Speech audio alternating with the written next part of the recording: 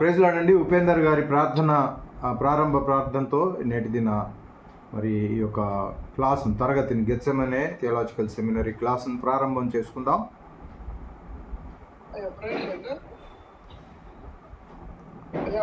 Praise lord అండి, ప్రార్థన చేయండి. స్తోత్రం స్తోత్రం. మహాగరుడ మహోన్నతుడా నీ ఘనమైన నామాన్ని బట్టి స్తుతిస్తున్నాను అయ్యా. ఇది యెహోవా ఏర్పాటు చేసిన దినము. ఈ దినమును బట్టి సంతోషించి స్తోత్రాలు చెల్లిస్తున్నాను దేవా. ఈ థియాలజికల్ ప్రభా సెమినార్ ని బట్టి నీకు వందనాలు చెల్లిస్తున్నాను. నీ దాసుని ప్రభా నీ ఆత్మతో నింపండి, నీ అభిషేకంతో నింపండి ప్రభా. పరిశుద్ధాత్మ అయ్యా అభిషేకముతో నింపి ప్రభా నడిపించండి. మర్మయుక్తమైన అయ్యా అద్భుతమైన లేఖనాల ద్వారా మమ్మల్ని బలపరుస్తున్న విధానాన్ని బట్టి నీకు వందనాలు చెల్లిస్తున్నాను ప్రభా.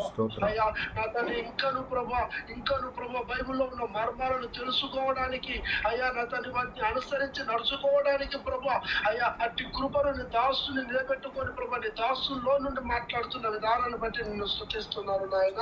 నీ ఆత్మతో నింపండి. అలనాడు ప్రభా దావీదు మీదికి దిగి వచ్చిన ఆ ఆత్మాభిషేకమును ప్రభా, ఆ బలమైన ఆత్మను నా తండ్రి నీ దాసుని మీదికి అయ్యా దింపమని ప్రభా, నీ దాసునిలో ఉంచమని ప్రభా.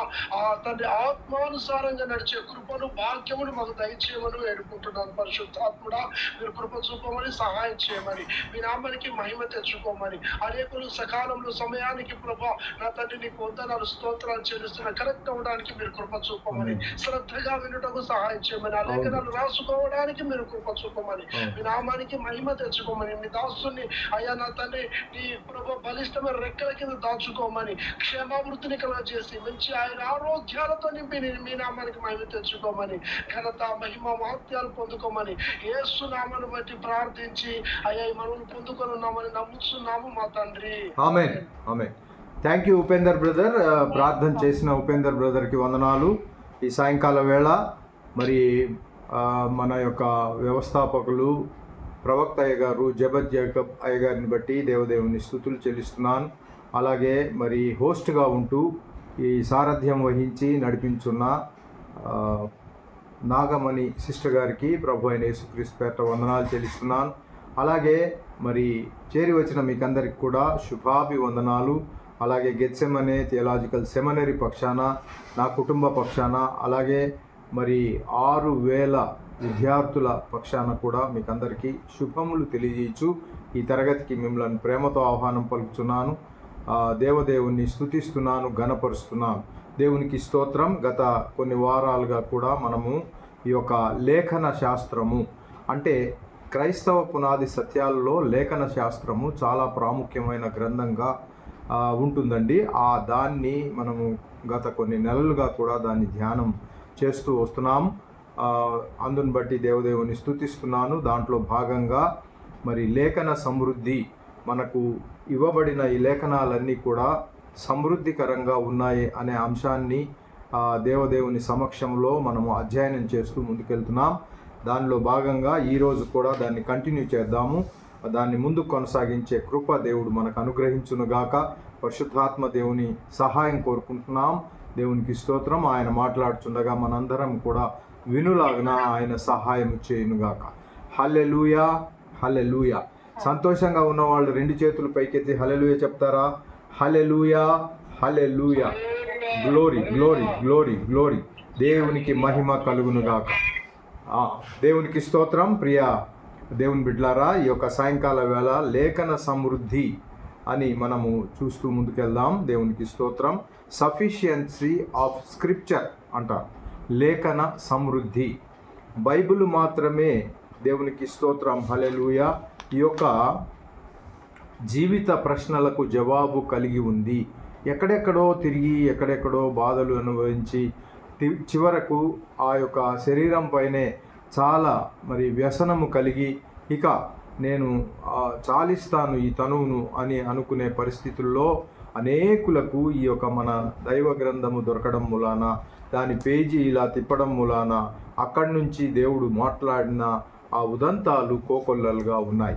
దేవునికి స్తోత్రం. హల్లెలూయా. గనుక ఈ యొక్క బైబిల్ మాత్రమే జీవిత ప్రశ్నలకు విసికి వేసారిపోయి ఆ ప్రశ్నలా మారిన మన యొక్క జీవితాలను బాగుపరిచే గ్రంథంగా ఉంటుంది. దేవునికి స్తోత్రం. అందుకని సహోదరి సహోదరుడా, మనకు శ్రమలు వచ్చాయా, ఇరుకులు వచ్చాయా, శోధనలు వచ్చాయా, మరి ఆర్థిక ఇబ్బందుల గుండా వెళ్లాల్సిన పరిస్థితి ఏర్పడిందా, ఎటు తోచని పరిస్థితి ఏర్పడినప్పుడు ఇదిగో ఈ యొక్క లేఖనాన్ని మనం చదువుకుంటే ఆ లేఖనం ద్వారా పరిష్కారం మనకు దొరుకుతుంది. నమ్మిన వారు ఆమెన్ చెప్తారా? ఆమెన్. హల్లెలూయా, హల్లెలూయా. దేవునికి స్తోత్రం. నా జీవితంలో అలా జరిగింది, మీ జీవితాల్లో కూడా అనేకములు జరిగినాయని నేను నమ్ముచున్నాను. దేవునికి స్తోత్రం. గనుక ఈ యొక్క అనేకమైన అంశాలు మనిషి మనస్సులో మరి అట్లా ఉంటున్నాయి. కాబట్టి అనేకమైన ప్రశ్నలు ఉత్పన్నమవుతూ ఉంటాయి కూడా. కాబట్టి అన్నిటికీ చాలినంత సమాధానం బైబిల్లో ఉంది. దేవునికి స్తోత్రం. ఎలాంటి సమస్య అయినా ఆ సమస్యకు జవాబు మనకు దీంట్లో లభిస్తుంది. ప్రియ దేవుని బిడ్డలారా, ఏమిటంటే చక్కగా మనం చూడగలగాలి. అప్పుడు చూసినప్పుడు ఆ యొక్క లేదా పరిశుద్ధాత్మ పూర్ణులమై పరిశుద్ధాత్మను వేడుకుంటూ, అయ్యా నాకు ఈ పరిష్కారానికి కాస్త మార్గం చూపించు అని ఆ యొక్క మనస్సుతో ఆ యొక్క మరి వేడుకతో మనం ప్రభు సన్నిధిలో కూర్చున్నప్పుడు ఖచ్చితంగా వాక్యాన్ని తెరిచినప్పుడు ఆ వాక్యం గుండా దేవుడు ఖచ్చితంగా మాట్లాడతాడు మనకు కావాల్సిన వాక్యాన్ని. దేవునికి స్తోత్రం. మరొకటి చూస్తే బైబిలు దేవుని గురించిన సంపూర్ణమైన ప్రత్యక్షత కలిగి ఉంది. ఈ బైబిల్ మనకు దేవుడు ఇచ్చాడు కదా, ఈ బైబిల్లో మరి ప్రత్యక్షత మనము చూస్తూ ఉన్నాం. మనిషి తనను గూర్చి ఏమి తెలుసుకోవాలని, ఎంత తెలుసుకోవాలని దేవుడు ఉద్దేశించాడో అదంతా వాక్యంలో తెలిపాడు. ఎంత కావాలి మనిషికి అనేది ఆయన క్రోడీకరించి ఈ 66 గ్రంథాల్లో పుటము వేసిన మాదిరిగా వేసి ఉంచారు. కనుక మనం ఏది కోరుకుంటున్నా అంతగా కాదు, కానీ దేవుడు కోరుకున్నంత తెలిపాడు. ఎలాగైతే మనిషి జీవితం బాగుపడుతుంది, తిరిగి నా సన్నిధికి వస్తాడు, మారు మనసు రక్షణ అనుభవంలోనికి వెళ్ళి పాప క్షమాపణ పొందుకొని బాప్తిస్మం పొంది ఇదిగో నా రాజ్యములో చేర్చబడి నాకు ఒక యాజకునిగా, నా కుమారునిగా ఉండి ఆ పరలోక పట్టణంలో నాకు మరి సన్నిహితుడు అవుతాడు అనే ఉద్దేశంతో ఇదంతా కూడా సమకూర్చి జరిపారు. దేవునికి స్తోత్రం, మహిమ. కనుక ఒక లేఖనాన్ని చదువుకుందాం రండి. ద్వితీయోపదేశ కాండము 29 చదివితే మనకు చాలా చక్కటి స్పష్టత మనకు. ఎవరైనా చదువుతారా? రహస్యములు మన దేవుడైన యెహోవాకు చెందును. అయితే మనము ఈ ధర్మశాస్త్రమీ వాక్యములన్నింటినీ అనుసరించి నడుచుకున్నట్లు బలపరచబడినవి ఎల్లప్పుడూ మనవియు మన సంగతుల వారివియు నగుననే చెప్పుదును. దేవునికి మహిమ కలుగును గాక. ఇక్కడ మనము ఇందాక సిస్టర్ గారు చదివిన లేఖనము దేవునికి స్తోత్రం. ద్వితీయోపదేశ కాండము 29 నుంచి మనం చూస్తూ ఉన్నాము. ప్రియ దేవుని బిడ్డలారా, అయితే మేము ఈ ధర్మశాస్త్ర వాక్యములన్నిటినీ అనుసరించి నడుచుకొనున్నట్లు, ఈ ధర్మశాస్త్ర వాక్యాలన్నీ నడుచుకొనున్నట్లు బయలుపరచబడి ఎల్లప్పుడూ మనవియు మన సంతతి వారి అగునని చెప్పుదురు. కాబట్టి మనము ఇప్పుడున్నాం కదా, ఇవి మనవి, మీరున్నారు మీవి, నేనున్నాను నాది. అయితే ఆ మాటకు వస్తే బైబిల్ ఎవరి చేతిలో ఉంటుంది? అది వారి. ఈ రహస్యాన్ని మనం గుర్తెరగాలి. ఇది ఎవరి కోసమో రాశారులే, నా కోసం కాదు ఈ వాక్యాన్ని ఎవరి నిమిత్తమో ఏ సందర్భంగా రాసినా అది తుదకు మన నిమిత్తమే ఉద్దేశింపబడిందని గ్రహించాలి. అందుకని బయలుపరచబడుతుంది ఇదంతా కూడా. బైబిల్ ఎక్కడి నుంచి అయినా కానీ మానవుని అభ్యున్నతి కోసం బయలుపరచబడుతుంది. దేవుని గురించిన సమాచారముతో సంపూర్ణంగా ఆదికాండం నుంచి ప్రకటన వరకు నిండి ఉంది. ప్రియ దేవుని బిడ్డలారా, దేవునికి స్తోత్రం, హల్లెలూయా. మానవ చరిత్రలో వివిధ కాలాలలో అలాగే వివిధ దశల్లో ప్రత్యక్షపరచబడిన దేవుని గూర్చిన సమాచారం మనిషికి చాలు. ఏదైతే ఇక్కడ ప్రత్యక్షీకరణ ఇవ్వబడిందో అది మానవుడు, ఆ తరం వాడైనా మన తరం వారైనా రాబో తరం వారికి కూడా చాలా సరిపోయే వాక్యాన్ని దీంట్లో పొందుపరిచి ఉన్నారు. ఏ సమస్యకైనా పరిష్కారం, ఏ సిచ్యువేషన్కైనా పరిష్కారం దీంట్లో లభిస్తుంది. దేవునికి స్తోత్రం. అంతకంటే ఎక్కువ అవసరం లేదు. ఏదైతే ఉందో అది చాలు. అంతకంటే ఎక్కువ ఏమీ కూడా, ఇది చదువుకుంటే చాలు, ఇంకొకటి వేరే అవసరము లేనే లేదు ప్రియ దేవుని. ఏదేనులోని చరిత్ర చూడండి, ఏదేనులో జరిగిన చరిత్ర ఒకటి ఉంది. అలాగే ఆ తర్వాత జరిగిన జలప్రలయానికి ముందు చరిత్ర కూడా, అలాగే ప్రళయము తర్వాత చరిత్ర కూడా, ఇవన్నీ మనం చూస్తూ వస్తున్నాం.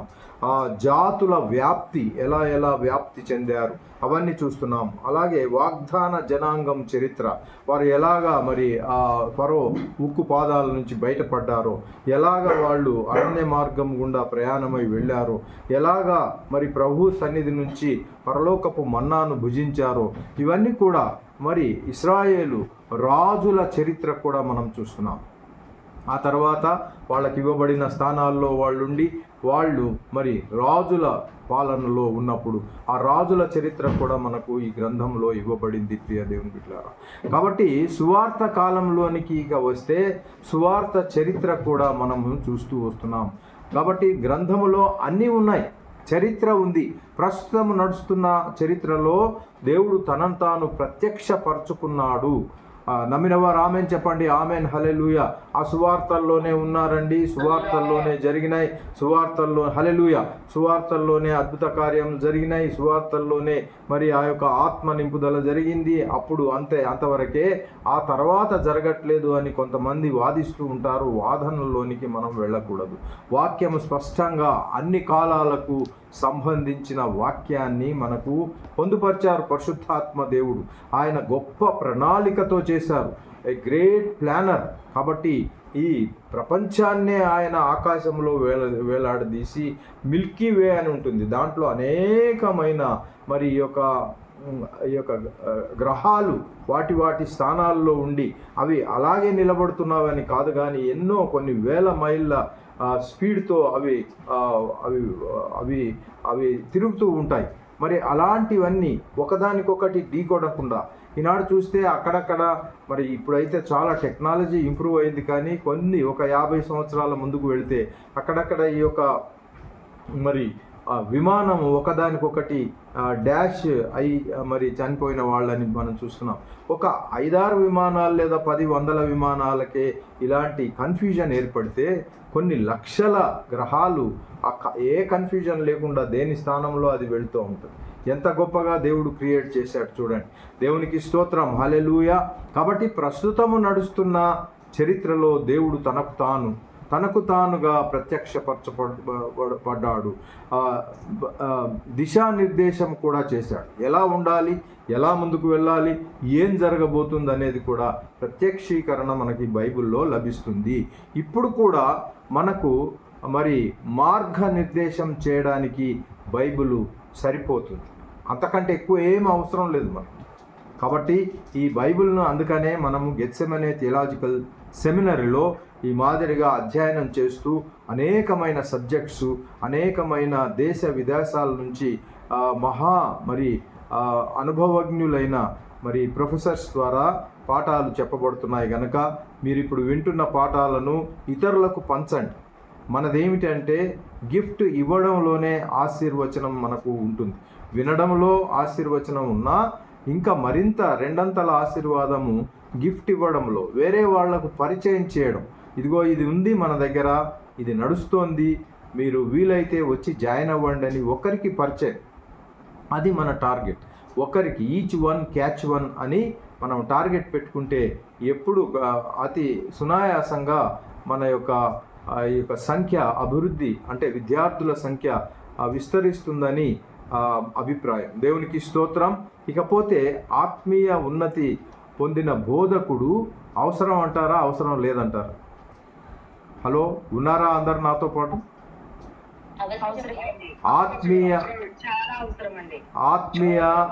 ఆత్మీయ ఉన్నతి పొందిన బోధకుడు అవసరము లేనే లేదు. అలాంటి బోధకుడు అవసరము లేనే లేదు. ఎందుచేత అంటారా? బోధకులతో పని లేని అంటే బోధకులు వాళ్ళ అవసరమే లేనే లేదని దాని అర్థం కాదు, కానీ బోధకుడు బోధించే దానికన్నా, వినండి చక్కగా, బోధకుడు బోధించే దానికన్నా ఈ బైబిలులో చాలా ఎక్కువ ఉంది. బోధకుడు కొంతమేరకు కొద్దిగా టాపిక్ తీసుకొని కాస్త వివరించి కాస్త దాని గురించి చెప్పగలడేమో, కానీ అంతకంటే గొప్పగా బైబిల్లో ఉన్నది. అందుకని బోధకుడు మర్మాల పేరుతో, ఇక చూడండి కొంతమంది బోధకులు ఒక మర్మం చెప్తున్నాను నేనని మర్మాల పేరుతో బైబిల్లోని విషయాలను మనకు విడమర్చి చెప్పే అవసరత కూడా లేదు. ఏదో ఆయనకేదో మర్మం తెలిసింది, ఆయన చెప్పేస్తున్నాడు చాలా అనుకోవడానికి కూడా లేదు. వింటున్నారా? దేవునికి స్తోత్రం. కాబట్టి అన్నీ కూడా ప్రతి వారికి మర్మము చెప్పడానికి పరిశుద్ధాత్మ దేవుడు, అతను చదువుకున్న వ్యక్తి అయినా చదువురాని వ్యక్తి అయినా పామరైనా గొర్రెల కాపరులైనా ఎవరైనా కానీ అందరికీ అర్థమయ్యే భాషలో బాగా విద్యా పండితుడైనా కానీ అతనికి కూడా అర్థమయ్యే మాదిరిగా ఈ గ్రంథము రచింపబడిందని చెప్పుటకు ఎలాంటి సందేహం లేదు. కాబట్టి బోధకుడు మర్మాల పేరుతో బైబిల్లోని విషయాలను మనకు విడమర్చి చెప్పే అవసరత లేనే లేదు. కాబట్టి అతడు తన ప్రత్యక్షతను బైబిలుకు ఆపాదించుకోనవసరం కూడా లేదు. ఆయనకు జరిగిన ఒక ప్రత్యక్షతను అది ఏం చేస్తాడంటే బైబిల్కు ఆపాదించుకొని చెప్పడానికి ప్రయత్నం చేస్తూ ఉంటారు. అది కూడా బైబిల్కు ఏమీ కలిపే అవసరం లేదు. మరొక మాట చెప్పాలంటే ఈ బైబిల్కు ఏమీ కలిపే అవసరం లేదు. మనకున్న ప్రత్యక్షత మనకున్న కళలు కానివ్వండి, మనకున్న దర్శనాలు కానివ్వండి, అవన్నీ కూడా ప్రభు క్రోడీకరించి 66 గ్రంథాలలో ముగించి వేశారు కనుక ఇంకొక గ్రంథం అవసరం లేదు. ఉంటే ప్రకటన గ్రంథం తర్వాత ఒక 4 పేజీలు బ్లాంక్ పేజీలు పెట్టి ఉన్నాయా? మనకు బ్లాంక్ పేజీలు పెట్టి కొన్ని గ్రంథాలలో అవి ఇంకా ఏవైనా అడిషనల్గా వచ్చిన వాటిని దాంట్లో పొందుపరుచుకోవాలని అక్కడ కొన్ని అడిషనల్ పేపర్స్ పెడతారు. మనకేమన్నా అడిషనల్ పేపర్స్ ఉన్నాయండి? చూడండి, దేవునికి స్తోత్రం. ఇది చివరి మాదిరిగానే ఉంటుంది. ఆ తర్వాత ఇంకా ఏం అవసరం లేదు, మరొక గ్రంథం లేదు కూడా. అక్కడికి దేవుడు ఆపివేశాడు. అట్లా అంటే ఇంకా దర్శనాలు రాలేదా? ఇంకా కళలు కలగలేదా దైవజనులకు? ఇంకా దేవుడు మాట్లాడినవన్నీ ఉన్నాయి. కానీ పరిశుద్ధాత్మ ఉద్దేశం ఏమిటంటే ఇది పరిశుద్ధ గ్రంథము కనుక ఇది ఆ కాలంలో, మన కాలంలో, రాబో తరంలో మన పితరులకు కూడా చూడండి, మన తాతగారికి ఇదే గ్రంథం. అలాగే అయితే ప్రింటింగ్ వేరై ఉండవచ్చు. మన నాన్నగారికి ఇదే గ్రంథము, బైబిల్ గ్రంథము 66 అధ్యాయాలు. మనకు ఇదే గ్రంథము, పరిశుద్ధ గ్రంథము 66 గ్రంథాలు. దాంట్లో ఒకటి కలిపింది లేదు, ఒకటి తీసివేసింది లేదు. పాస్టర్ గారు ఒక 50 సంవత్సరాల క్రితము 65 ఉండేవి, ఇప్పుడు 66 అయినాయి. కాదు, అలాంటిది కాదు. ఎప్పుడు కూడా అది 66తోనే ఉండే మాదిరిగా అన్ని వేళలా అందరికీ అందుబాటులో అర్థమయ్యే విధంగా ఇది పొందుపరిచిన పరిశుద్ధాత్మ దేవునికి వందనాలు చెల్లిస్తున్నాం. దేవునికి స్తోత్రం, హల్లెలూయా. బైబిలులో ఏమీ కలిపే అవసరత లేనే లేదు. మన సొంత సాహిత్యం దాంట్లో కలపడానికి లేదు. ఒక విద్యార్థిగా, థియలాజికల్ స్టూడెంట్గా మనం ఖచ్చితంగా ఈ విషయంలో మనం జ్ఞాపకం ఉంచుకోవాలి. ఈ వాక్యము ఉన్నట్టుగా ప్రజలకు బోధించాలి. మన సాహిత్యాన్ని దాంట్లో జోడించడానికి ప్రయత్నం చేయకూడదు. దేవునికి స్తోత్రం. తీసేసే అవసరం కూడా లేదు. ఒకటి తీసేద్దాం అనేది ఉన్నట్టుగా భయపడకుండా నిర్భయంగా వాళ్ళు ఇచ్చినా ఇవ్వకపోయినా ఏదైనా ఉన్నట్టుగా ఖచ్చితంగా కళాఖండిగా చెప్పగలగాలి. నో అని కూడా చెప్పగలగాలి కొన్ని విషయాలు. దేవునికి స్తోత్రం చెల్లిస్తున్నాం. యోసేపు గారిని చూడండి, ఆయన నో అని చెప్పగలిగే ధైర్యం ఆయనకుంది. ఏమవుతాను ఏమైపోతాను తర్వాత విషయం, కానీ ఉన్నట్టుగా కొన్ని విషయాల్లో నో అని చెప్పగలగాలి. దేవునికి స్తోత్రం, హల్లెలూయా. కాబట్టి నో యాడింగ్, నో సబ్ట్రాక్షన్. మన సొంత సాహిత్యం దాంట్లో ఉండడానికి వీల్లేదు. ఇది ఒక విద్యార్థిగా మనము ప్రప్రథమంగా నేర్చుకోవాల్సిన అంశమై ఉంటున్నది. కాబట్టి దేవునికి స్తోత్రం, హల్లెలూయా. కొందరు తమను తాము ఆత్మీయ ఉన్నతి కలిగిన బోధకులుగా చెప్పుకుంటున్నారు. బహాత్మీయ ఉన్నతైన ఉన్నది అని అంటే దేవుడు అందరికీ కూడా ఒకే ప్రమాణంతో దేవుడిస్తూ ఉంటున్నాడు. కాబట్టి ఈ వాక్యము కొందరికి హెచ్చుగా, కొందరికి తక్కువగా బోధపడేలా ఉద్దేశించబడలేదు. ఎవరైనా ఇప్పుడు గొర్రెలు కాస్తూ ఆ బైబిల్ సంచిలో వేసుకొని ఆ బైబిల్ని తీసుకొని గొర్రెలను కాస్తూ అక్కడ వెళ్ళి చదివినా ఆయనకు అవే మర్మాలు దేవుడు బయలుపరుస్తాడు. ఒక డాక్టర్ గారు ఒక ఆపరేషన్ ఒక గొప్ప ఆపరేషన్ అయిన తర్వాత బైబిల్ ఆయన తీసుకెళ్ళిన బ్యాగులో నుంచి తీసి చదివితే అదే మర్మము ఆయనకు కూడా. అలాగే ఒక సైంటిస్టు ఒక మహత్తరమైన ఒక రాకెట్ను పైకి పంపిన తర్వాత కాస్త సమయం వ్యవధి దొరికితే ఆ బైబిల్ బ్యాగులో నుంచి తీసి చదివితే ఆయనకు కూడా మర్మము సేమ్ మర్మం. ఆయనకు ఒక వేరు మర్మము, ఈ పాపం ఈ గొర్రెల కాసే ఆయనకు తక్కువ మర్మం అని కానే కాదు. నమ్మిన వారు ఆమెన్ చెప్తారా? ఆమెన్. హల్లెలూయా, హల్లెలూయా.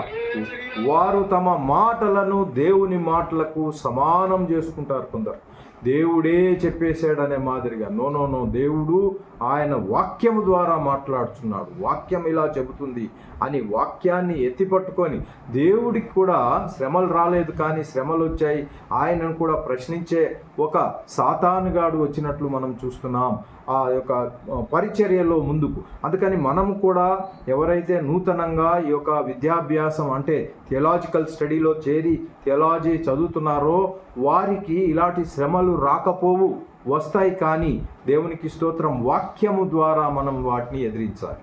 దేవదేవుడు కూడా, ప్రభు అయిన యేసుక్రీస్తుల వారు కూడా వాక్యము చేత ఆ సాతాను గద్దించినట్లు మనం చూస్తున్నాం. కాబట్టి వాక్యమును మనం ఆధారం చేసుకోవాలి. కాబట్టి కొంతమంది వారు తమ మాటలను దేవుని మాటలకు సమానమని ఎంచుకుంటూ ఉంటారు. ఇలాంటి వాళ్ళు అవసరము లేదు. అందుకనే ఆత్మీయ ఉన్నతి పొందిన బోధకుడు అవసరం లేదు. దేవునికి స్తోత్రం. మనము జీవితమంతా కూడా అన్ని వేళల్లో అన్ని పరిస్థితుల్లో వాక్యాన్ని ఆధారం చేసుకోవాలి. వాక్యములో ఒకటి కలపకూడదు, ఒకటి తీసివేయకూడదు. దేవునికి స్తోత్రం, హల్లెలూయా. కాబట్టి ఇంకా క్రీడ్స్ అని కొన్ని ఉంటాయి. ఎలా ఉంటాయంటే కొన్ని పుస్తకాలు క్రీడ్స్ అని విన్నారా? క్రీడ్ అని విన్నారా? క్రీడ్ అని ఆంగ్లంలో క్రీడ్ అంటారు. ఆ చర్చి కౌన్సిల్ అని ఆ యొక్క చర్చికి సంబంధించిన రూల్స్ అండ్ రెగ్యులేషన్స్ పుస్తకం ఉంటుంది. అది దేనికంటే ఒక్కొక్క చర్చికి సంబంధించిన ఒక్కొక్క పుస్తకం, అంటే ఒక వర్గం వాళ్ళు, అంటే చర్చి ఒక రకమైన చర్చి వాళ్ళందరికీ ఒక రకమైన రూల్స్ అండ్ రెగ్యులేషన్స్ ఫాలో అవుతూ ఉంటారు. అది మెయిన్ చర్చే కానివ్వండి, దాని కింద ఉప చర్చిలన్నీ కానివ్వండి, వాళ్ళందరూ కూడా ఒకటే రీతిగా ఫాలో కావాలి. అంటే ఉదాహరణకు ఇది చూడండి, నేను ఈ యొక్క హాఫ్ కోట్ వేసుకున్నా కదా, ఇక పాస్టర్లందరూ కూడా అదే విధంగా హాఫ్ కోట్లోనే ఉండాలి. అది మెయిన్ చర్చిలో కానీ, ఇది ఉదాహరణ చెప్తున్నాను, అది 2వ చర్చిలో కానీ 3వ 10వ 100వ చర్చిలో కూడా అతను ఇలాగే కనిపించాలి. మరొక పాస్టరు గడ్డం పెంచుకుంటే అది పెద్ద చర్చిలో కానీ మరొక చర్చిలో కానీ ఇంకొక చర్చిలో కానీ అలాగే ఉండాలి. ఇలాంటి కొన్ని రూల్స్ అండ్ రెగ్యులేషన్స్ మానవులు కొన్ని చేసుకున్నారు. దాన్ని ఆంగ్లంలో మనం ఏమంటామంటే క్రీడ్స్ అంటాం. కౌన్సిల్, చర్చి కౌన్సిల్స్ అవి దేవునికి స్తోత్రం. విశ్వాస ప్రమాణాలు కానీ చర్చి కౌన్సిల్ కానీ దేవుని వాక్యానికి ప్రత్యామ్నాయము కాదు. అంటే దీనికి సబ్స్టిట్యూట్ కాదు. It is not a substitute for word of God. అదే చాలా ప్రాముఖ్యంగా, ఇంతకంటే చాలా ప్రాముఖ్యమైనది లేదు అనే విధంగా ఆ యొక్క రూల్స్ అండ్ రెగ్యులేషన్స్ను జాగ్రత్తగా ఆ యొక్క చర్చెస్లో ఇది చాలా ప్రాముఖ్యమైనది. దీంట్లో రూల్స్ ఉన్నాయి, రెగ్యులేషన్స్ ఉన్నాయి, ఏది ఎలా చేయాలి, వాక్యం ఏం చెప్పాలి, తర్వాత పాటలు ఎన్ని పాడాలి, ఎంత, తర్వాత ఇవన్నీ రూల్స్ అండ్ రెగ్యులేషన్. ఏదైనా కానీ ఉండకూడదని దానికి వ్యతిరేకంగా నేను ఏం మాట్లాడట్లేదు, కానీ ఉండాలి అందరికి. కానీ అది దేవుని వాక్యానికి ప్రత్యామ్నాయము కానే కాదు. It's not a substitute for God's word. దేవునికి స్తోత్రం. బైబిలు తనను తాను, ఈ బైబిల్ ఎక్కడైనా కానీ తనను తాను పూర్తిగా సమర్థించుకుంటుంది. నమ్మిన వారు ఆమెన్ చెప్పండి. ఆమెన్, హల్లెలూయా. మీరు ఎక్కడ చూసినా, మీరు ఆదికాండము, నిర్గమకాండము, మరి సంఖ్యాకాండము అక్కడ చూసినా, లేదా మరి ఈ యొక్క పత్రికల్లో చూసినా, ప్రకటన గ్రంథంలో చూసినా తనకు తాను సమర్థన ఉంటుంది. కానీ అదొక మాట చెప్పారు, అక్కడొక మాట చెప్పబడింది, మరి ఇక్కడొక మాట చెప్పబడింది అనేది ఆ యొక్క వ్యతిరేక భావం ఎక్కడ కూడా కనిపించదు. మీరు మొదటి పుస్తకం నుంచి చివరి పుస్తకం వరకు కూడా వ్యతిరేక భావం, ఒకటి చెప్పిన దానికి ఒకటి లింక్ మాదిరిగానే ఉంటుంది, కానీ వ్యతిరేకత ఉండదు. కాబట్టి బైబిల్లోని సత్యాన్ని మనమేమీ ఎక్కువ చేయలేం. మనం దానికి ఒక రూల్ రాసి దాన్ని ఎక్కువ చేయలేం, అలాగే తక్కువ చేయలేం కూడా. బైబిలే సరిపోతుంది. చెప్పేది ఏంటంటే మనకు అలాంటివన్నీ ఏం అవసరం లేదు, కానీ బైబిలే సరిపోతుంది. ఈ యొక్క లేఖన శాస్త్రంలో భాగంగా బైబిలు అన్నిటికీ సరిపోతుంది అని మనం నేర్చుకుంటూ ముందుకెళ్తున్నాం. దేవునికి స్తోత్రం చెల్లిద్దాం. హల్లెలూయా, హల్లెలూయా. అయితే ఈ సమయంలో మనం కొన్ని సాక్ష్యాలను చూద్దాం. ప్రియ దేవుని బిడ్డలారా, యేసు ప్రభువుల వారి సాక్ష్యము ఏమై ఉన్నది, ఇన్ని విషయాలను మనం ధ్యానిస్తూ ఈ యొక్క లేఖన సమృద్ధి గురించి అనేక పలు విధాల చూస్తూ వస్తున్నాం కదా. ఆ వాక్యమే సమృద్ధిగా ఉంది అని మనం అనుకుంటున్నప్పుడు ఆ యేసు ప్రభుల వారు దీని గురించి ఏమన్నారో ఒకసారి చూద్దాం. తనను గూర్చి తెలుసుకోవడానికి లేఖనాలను పరిశోధించమని చెప్పాడే కానీ ఆయన ఏమన్నారు? ఆయన గురించి తెలుసుకోవాలనంటే ఎవరి దగ్గరకు వెళ్ళి ఎవరినో అడిగి అయ్యా కాస్త యేసుప్రభు గారి గురించి చెప్పండి అని అడగాల్సిన పని లేదు. ఆయన అన్నారు ఏంటంటే ఈ లేఖనాలను పరిశోధించండి అని చెప్పాడే కానీ దర్శనాల వైపు కానీ ప్రవచనాల వైపు కానీ చూడమని చెప్పలేదు. మీరు దేవుణ్ణి తెలుసుకోవాలంటే ఒక దర్శనం చూడండి, లేదా ప్రవచనం, అంటే దానికి వ్యతిరేకంగా చెప్పట్లేదు, అవి ఉండాలి. కానీ ఏది కూడా ఈ యొక్క లేఖనాలను మించింది కాదు అని గ్రహించాలి. దేవునికి స్తోత్రం, హల్లెలూయా. పైనుండి ఏదైనా ఎవరైనా తెలియజేస్తారని కూడా చెప్పలేదు. యేసు ప్రభు గురించి తెలవాలంటే మీరు ఓపికతో కనిపెట్టండి, పైనుంచి ఎవరైనా యేసు ప్రభు గురించి అన్నీ ఇక్కడ పొందుపరిచారు కదా. రండి చూద్దాం, ఒక లేఖనాన్ని చూద్దాం. యోహాను సువార్త 5వ అధ్యాయము 39-40వ వచనం. యోహాను సువార్త 5వ అధ్యాయము 39-40 ఈ వచనాలను చదువుతారా ఎవరైనా? లేఖనముల యందు మీకు నిత్య జీవము కలదని తలంచుచు వాటిని పరిశోధించుచున్నారు. అవే నన్ను గూర్చి సాక్ష్యం ఇచ్చుచున్నవి. అయితే మీకు జీవము కలుగునట్లు మీరు నా యొద్దకు రానొల్లరు. ఆమేన్, హల్లెలూయా. ఇక్కడ ఏమి స్పష్టంగా తెలియజేస్తుంది లేఖనము అనంటే, లేఖనముల యందు మీకు నిత్య జీవము ఉందని తలంచుచు వాటిని పరిశోధించుచున్నారు. మనం లేఖనాల్లోనే నిత్య జీవం ఉందని వాటిని మనము పరిశోధిస్తున్నాము. అవే నన్ను గూర్చి సాక్ష్యం ఇస్తున్నాయి, మరొకటి ఏది కాదు. మరొకటి కూడా చెప్తూ ఉంటుంది కానీ దీన్ని మించి చెప్పదు. వాక్యమే ఖచ్చితంగా నిగూఢమైన సత్యాన్ని తెలియజేస్తూ ఉంది. దేవునికి స్తోత్రం చెల్లిద్దాం. ఇక పౌలు గారు కూడా తన సాక్ష్యాన్ని ఈ విషయంలో, అంటే సమృద్ధి, వాక్యము లేఖన సమృద్ధి గురించి ఏం చెప్తున్నారు చూద్దాం. పౌలు లేఖనాలను పరిశోధించమన్నాడు, సరిగ్గా విభజించి అర్థం చేసుకోమన్నాడు. దేవునికి స్తోత్రం. క్రైస్తవ జీవితానికి లేఖనాలు చాలు అన్నాడు. ఈ లేఖనాలన్నీ కూడా పౌలు గారు ఇంకా ఉత్తరాలు రాయలేదంటారా? రాశారు. కానీ పరిశుద్ధాత్మ దేవుడు ఎన్ని పౌలు గారి పత్రికలను దీంట్లో పొందుపరచాలో అన్నే పొందుపరిచారు. చూసారా? దేవునికి స్తోత్రం, హల్లెలూయా. కాబట్టి ఈ పౌలు గారు ఏమంటున్నారు ఒక విషయాన్ని మనం గమనిద్దాం. గలతీయులకు రాస్తూ 1వ అధ్యాయము 8-9 వచనాలు చూద్దాం రండి, చదవండి. మేము మీకు ప్రకటించిన సువార్తను కాక మరి ఒక సువార్తను ఏమైనను పరలోకము నుండి వచ్చిన ఒక దూత అయినను మీకు ప్రకటించిన ఎడల అతడు శాపగ్రస్తుడవును గాక. మేమిది వరకు చెప్పిన ప్రకారం ఇప్పుడును మరలా చెప్పుచున్నాము. మీరు అంగీకరించిన సువార్త కాక మరి ఒకటి ఎవడైనా మీకు ప్రకటించిన ఎడల వాడు శాపగ్రస్తుడవును గాక. ఆమేన్. దేవునికి స్తోత్రం. గనుక ప్రియ దేవుని బిడ్డలారా, మేము మీకు ప్రకటించిన సువార్త అంటే అప్పటి వరకు, మొదటి శతాబ్దం వరకు ఏ విషయాలనైతే వారు ప్రకటించారో అపోస్తలుల వారు, అవే సరిపోతాయి. పరలోకం నుండి మరొక దూత వచ్చి ఇంకొక పుస్తకాన్ని యాడ్ చేసి 66 కాస్త 67 కానీ 68 చేద్దాము అనేది అది సరికాదు. దాంట్లో ఒక ఒక ఒక పదాన్ని తొలగించి మరొక పదాన్ని పెడదామంటే అది సరికాదు అని దాని తాత్పర్యము. ఒక దూత అయినా మీకు ప్రకటించినా అలాంటిది శాపగ్రస్తమైందే. అలాగే మేము ఇదివరకు చెప్పిన ప్రకారము ఇప్పుడు మరలా చెప్తున్నాం. అప్పుడు కూడా చెప్పాము, ఇప్పుడు కూడా. ఆయన పరిశుద్ధాత్మ వశుడై పరిశుద్ధాత్మతో నిండుకొని ఈ వచనాన్ని అంటే గలతీయులకు రాస్తూ మొదటి అధ్యాయంలో 8-9 వచనాల్లో ఈలాగున సెలవిస్తూ ఉన్నాడు. మీరు అంగీకరించిన సువార్త కాక, ఈ సువార్త కాక మరొకటి ఎవడైనా మీకు వస్తాడు. దాని ఉద్దేశం ఏంటంటే మరొక సువార్త పట్టుకొని వచ్చేవాళ్ళు రాకపోరు. వచ్చి అదే మాదే కరెక్టు, ఈ సువార్త అది పాతగిలిపోయింది, ఇదిగో క్రొత్త సువార్తను దేవుడు మాకు ఇచ్చాడని చెప్పేవాళ్ళు రారంటారా? వస్తారు. కానీ దానిపైన మనము మరి మనసు పెట్టకూడదని ఈ లేఖనం మనకు సెలవిస్తోంది. పౌలు గారు చక్కగా సాక్ష్యం చెప్తున్నారు. కాబట్టి మీకు ప్రకటించిన ఎడలా అలా చెప్తే వాడు శాపగ్రస్తుడవుతాడు. అంతేకాకుండా పౌలు గారు రాసిన మరొక లేఖనాన్ని మనము ధ్యానిద్దాం రండి. తిమోతిలకు రాసిన 2వ పత్రికలో 2వ అధ్యాయము 15వ వచనంలో ఉంటుంది. రండి చూద్దాం. ఎవరైనా తీసిన వాళ్ళు చదువుతారా? 2వ తిమోతి 2వ అధ్యాయం 15వ వచనం చదవండి.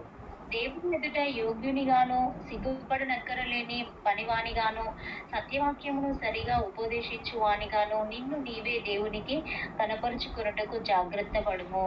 ఆమేన్, హల్లెలూయా. మన జాగ్రత్త ఎలా ఉండాలి అనంటే మరి సిగ్గుపడలేని ఈ వాక్యం చెప్తే ఏమనుకుంటారో ఏమో అని ఆ సిగ్గు బిడియము తీసివేయాలి. ఖచ్చితంగా మాట్లాడాలి. ఎస్ అంటే ఎస్, నో అంటే నో అని ఖచ్చితంగా వాక్యంలో చెప్పగలగాలి. ఎవరేమను దేవుని ఎదుట యోగ్యునిగా ఉండాలి. అంతేకాకుండా ఈ సత్యవాక్యమును సరిగా ఉపదేశించాలి. ఉన్నది ఉన్నట్టుగా ఉపదేశించాలి. నిన్ను నీవే దేవునికి కనపరుచుకుంటకు జాగ్రత్త పడము. ఎవరికో మరి వారిని మన్నన చేసుకోవడానికి కానీ, ఎవరినో ప్రేమతో వారిని మరి చేయడానికి కాదు.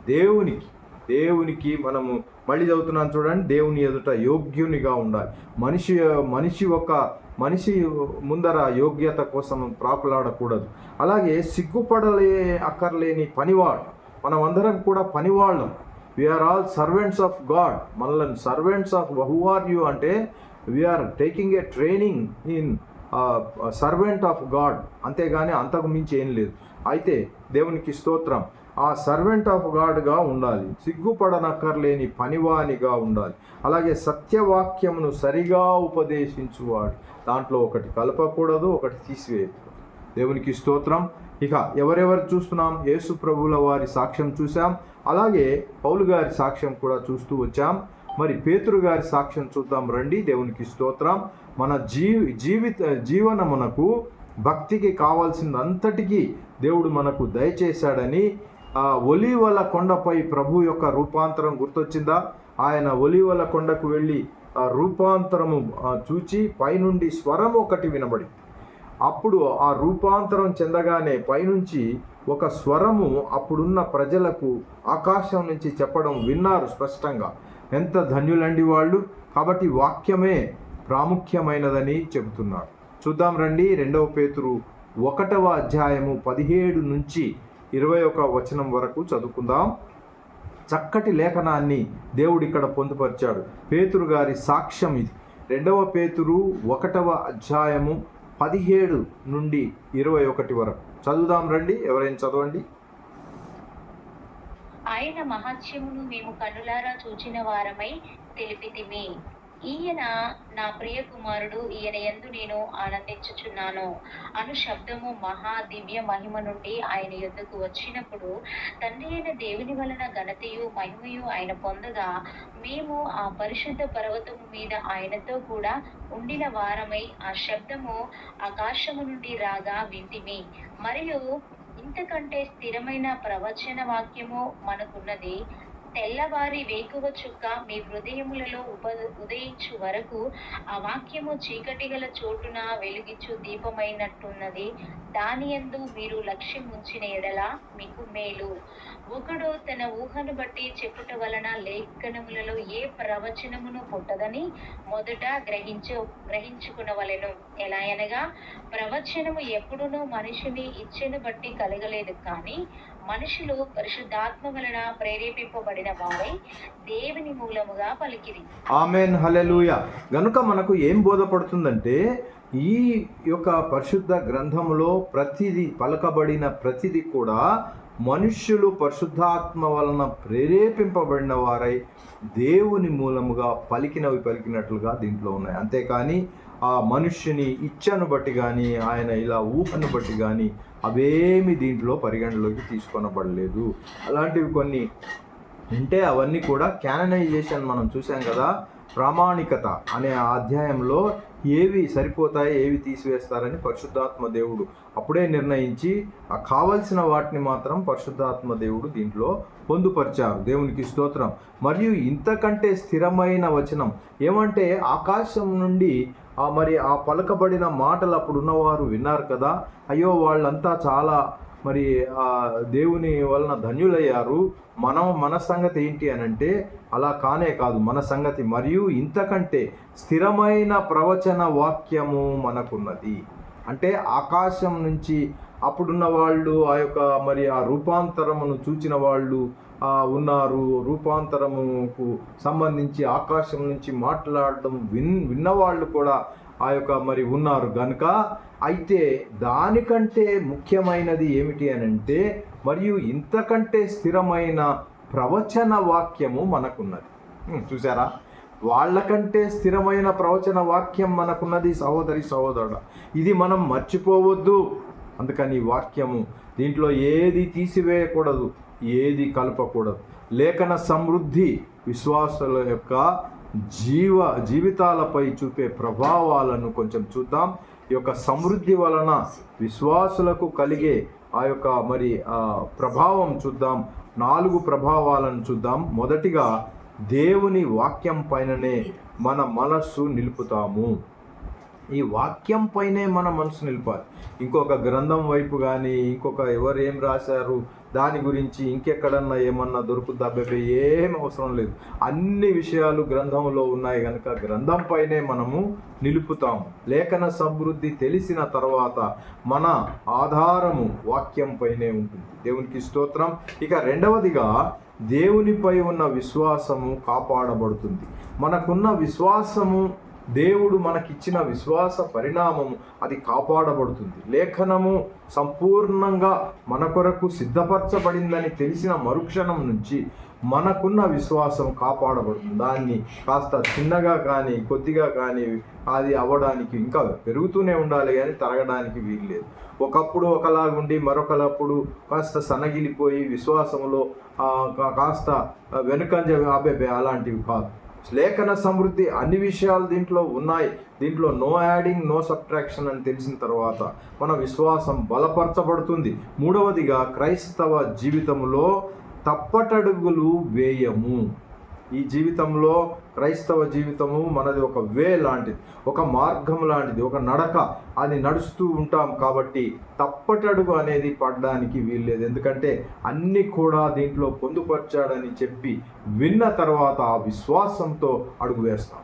దేవునికి స్తోత్రం. ఇక 4వది చివరిదిగా, ప్రతిదానిని వాక్యం వెలుగులో పరిశీలించి ఏదైనా కానీ, ఈ వాక్యం వెలుగులో ఏ బోధకుడు చెప్పే బోధైనా వాక్యమైనా అది సరి అయినదా కాదని వాక్యపు వెలుగులో మనం వాక్యాలను వెతికి వాక్యంలో ఉన్నదా లేదా అని మనము చూస్తూ పరిశోధించి అబద్ధాన్ని సత్యం నుండి వేరు చేసుకోగలిగే ఆ యొక్క సత్తా దేవుడు మనకిస్తాడు. ఎప్పుడండి? లేఖన సమృద్ధి మన దగ్గర ఉంది అని తెలిసినప్పుడు. దేవునికి స్తోత్రం చెల్లిద్దాం. ఈ మాదిరిగా లేఖన సమృద్ధి అనే యొక్క అంశాన్ని మనం ఇంతటితో ముగించుకుందాం. ఇంకా మనకు సమయం ఉంది కనుక ప్రభు చిత్తాన్ని బట్టి మరొక అంశంలోనికి మనం ఈ యొక్క సాయంకాలం వెళ్ళగలుగుతున్నాం. అందుని బట్టి దేవుని స్తుతిస్తున్నాను. దేవునికి స్తోత్రం. మరొక అంశము లేఖనముల స్వభావము. ఇంతగా లేఖనాలు దేవుడు మనకిచ్చినప్పుడు ప్రతి లేఖనానికి ఒక స్వభావం ఉంటుంది. ఆ స్వభావం అనంటే ఆ యొక్క మరి దేవుని వాక్య స్వభావాన్ని అర్థం చేసుకోవాలంటే దేవుని వాక్యం యొక్క చిహ్నాలు అంటే ఆంగ్లంలో మనం సింబల్స్ అంటాం. ఇదొకటి తీసుకున్నాం అనుకోండి, ఇదొక చిహ్నం అంటే ఒక సింబల్. అలాగే ఇదొక మాదిరిగా ఇది తీసుకున్నాం అనుకోండి, ఇదొక సింబల్గా తీసుకుంటున్నాం. సింబల్ అంటే చిహ్నం, ఒక చిత్రము లాగా. అలాగా ఒక్కొక్క వాక్యము కూడా దేవుని వాక్యము ఆ యొక్క చిహ్నము లేదా ఏమంటామంటే పోలిక అని కూడా చెప్పవచ్చు. ఈ మాదిరిగా పోల్చే ఆ వాక్యం మెటఫోర్స్ అంటారు. We call it as metaphors in English. కాబట్టి దాన్ని పోల్చి చెప్పడము మనకు ఈ యొక్క లేఖనాల యొక్క స్వభావము అయి ఉన్నది. లేఖన స్వభావం ఎలా ఉందండి? ఒకదానికి పోల్చి చెప్తూ ఉంటుంది లేఖనం. అది మనం గ్రహించగలగాలి ప్రియ దేవుని బిడ్డలారా. అయితే అర్థం చేసుకోవాలి, అది పోల్చబడింది, it is a metaphor given అని తెలుసుకోవాలి. కాబట్టి ఆ యొక్క సింబల్ ఏమై ఉంది, దేనికి ప్రతీకగా ఉంది అనేది ఈ లేఖనము ఒక్కొక్క సింబల్ని మనకు చూపిస్తూ ఉంటుంది. అది మనము చూడాలి. ఈ సాయంకాల వేళ వాటిని మనం చూస్తూ ముందుకెళ్దాం. ఆ పోలికలే దేవుని వాక్యము ఎలాంటిదో, అది ఏమి చేస్తుందో అవి చెప్తున్నాయి. ఈ వాక్యం ఎలాంటిది, ఆ వాక్యం ఏమి చేస్తుంది అనేది ఖచ్చితంగా ఆ పోలికతో చెప్తూ ఉన్నట్లు మనం చూస్తూ ఉంటాం. లేఖన స్వభావాన్ని అర్థం చేసుకోవడానికి కొన్ని విషయాలను మనము ధ్యానిస్తూ ముందుకెళ్దాం. ఈ లేఖన స్వభావము ఎలా ఉంటుంది, ప్రతి లేఖనం యొక్క స్వభావము ఎలా మెటఫోర్గా అంటే పోలికలను ఒకదానికి పోల్చుతూ ఎలా చెప్పబడింది. ఇందాక ఉదాహరణ చూసాం, దీనికి పోల్చుతూ అని, లేదా దీనికి పోల్చుతూ ఎలా చెప్పబడుతుంది. అలా మనం చూస్తూ కొన్ని విషయాలను మనము అధ్యయనం చేస్తూ ఉందాం. మనకు సమయం ఉన్న కొలది దాన్ని అధ్యయనం చేద్దాం. మొదటిగా దేవునికి స్తోత్రం, రివీలింగ్ అంటాం. ఇంగ్లీష్లో రివీలింగ్, REVEALING. మొదటిగా రివీలింగ్ అంటే నిజ స్థితిని ప్రత్యక్షపరిచేది. నిజ స్థితి ఏముందో అది ప్రత్యక్షపరిచేది. ఇది ఒక మెటఫోర్ లేదా ఒక పోలిక. దేవుని వాక్యం ఒక అద్దముతో పోల్చబడి, అద్దం ఉంది చూశారు కదా, ఆ అద్దము మనం చూసినప్పుడు మన యొక్క చిత్రం దాంట్లో కనిపిస్తూ ఉంటుంది కదా. అందుకని దేవుని వాక్యాన్ని మనం చూసినప్పుడు అది అద్దముతో పోల్చబడుతుంది. దేవునికి స్తోత్రం. వాక్యము దేవుని మనస్సును మనకు ప్రతిబింబింపజేస్తుంది.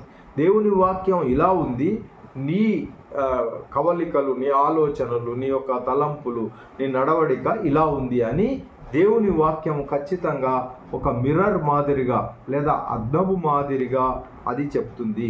మరియు మన నిజస్థితి కూడా మనకు చూపిస్తుంది. నువ్వు నిజంగా ఇలా ఉన్నావు, యాక్చువల్లీ ఇలా ఉండాలి అనేది కూడా ఖచ్చితంగా చెప్తుంది. రెండో ఒక లేఖన భాగాన్ని చదువుకుంటే మనకు అర్థమవుతుంది. యాకోబు గారు దీన్ని స్పష్టీకరించారు.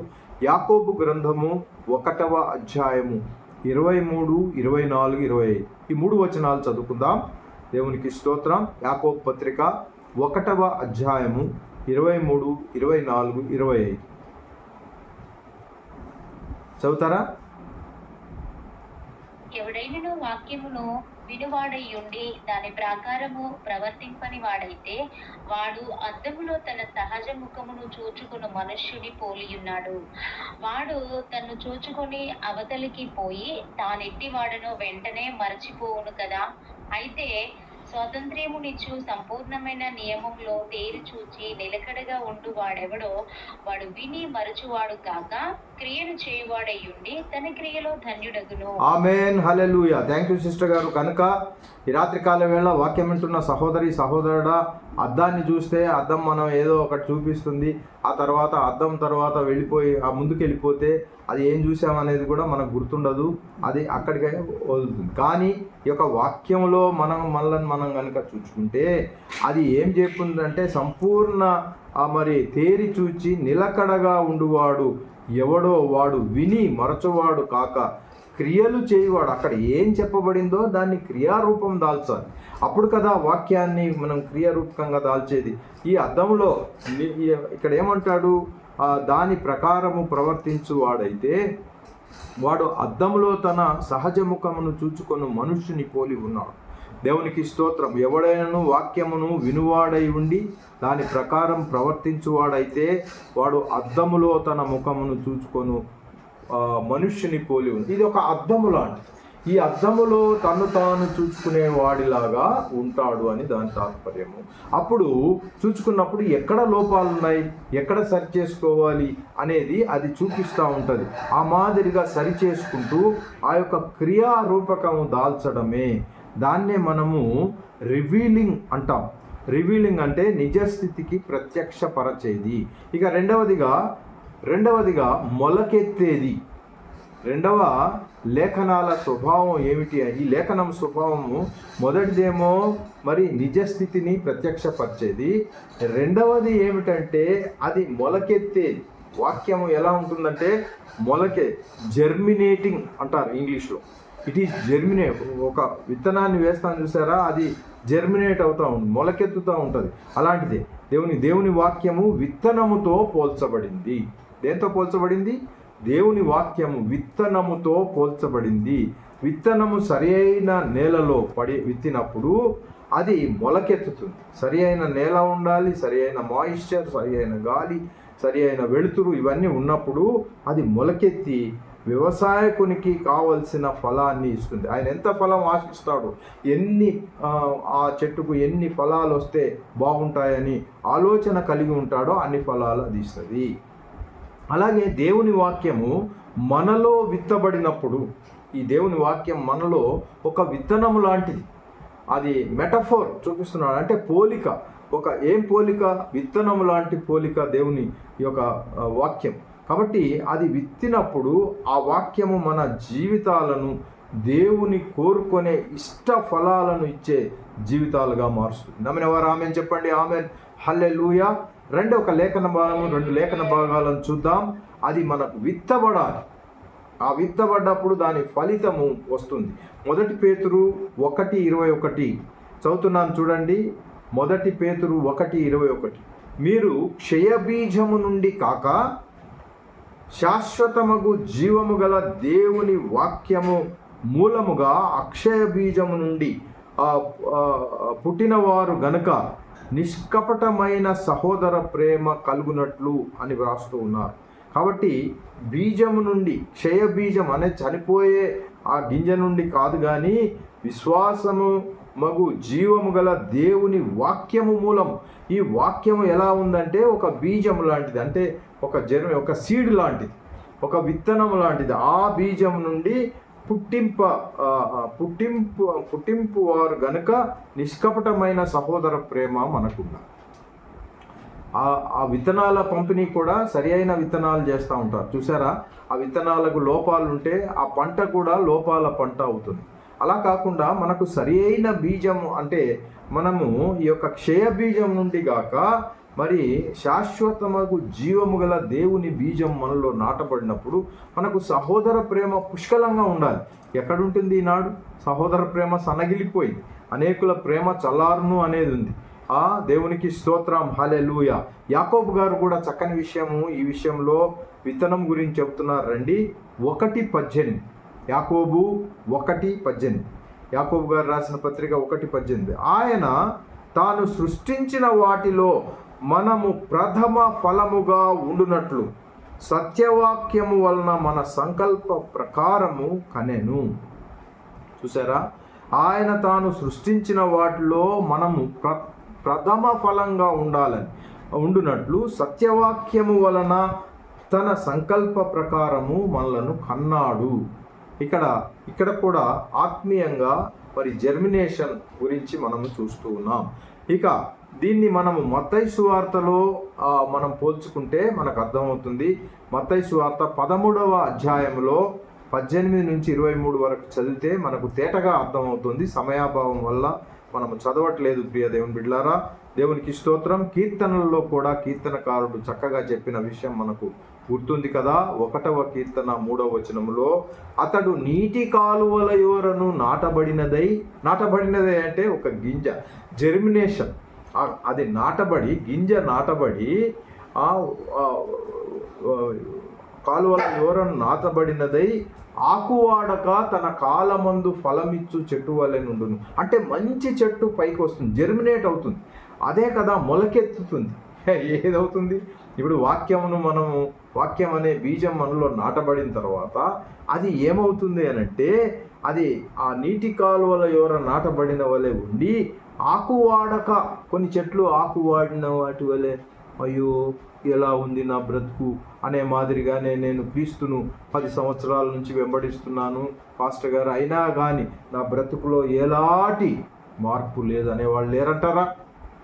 ఎందుచేతంటే సరిగ్గా అది నాటబడలేదు, వాక్యాన్ని సరిగ్గా నాటబడలేదు, ఏదో విధంగా మరి వాక్యాన్ని స్వీకరించే పరిస్థితిలో లేకపోవడమో ఎంతో కొంత వెళ్ళింది.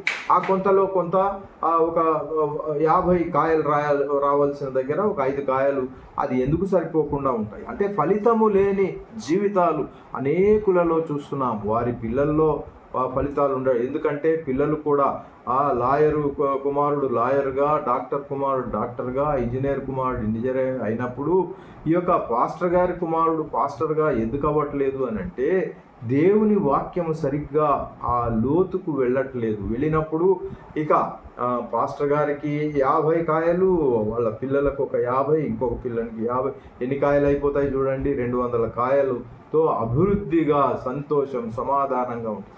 5 కాయలంటే 5, 5, 5, 15 కాయలతో ఎక్కడ సరిపోతుంది?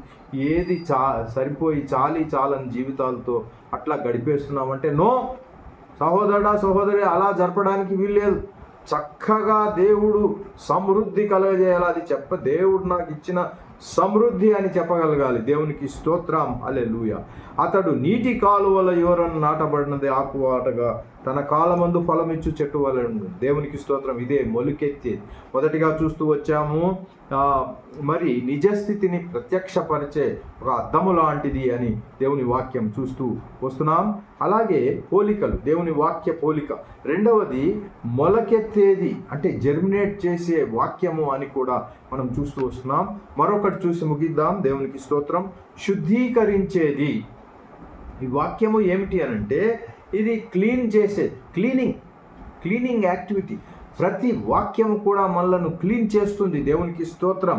దేవుని వాక్యము నీటితో పోల్చబడింది. దేంతో పోల్చబడిందండి? నీటితో పోల్చబడింది. దేవునికి స్తోత్రం, హల్లెలూయా.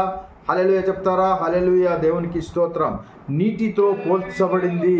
ఆ నీరు శుద్ధి చేస్తుంది. శుద్ధి. ఆ నీరు దేహాన్ని చల్లారుస్తుంది. ఆ నీరు ఫలింపజేస్తుంది.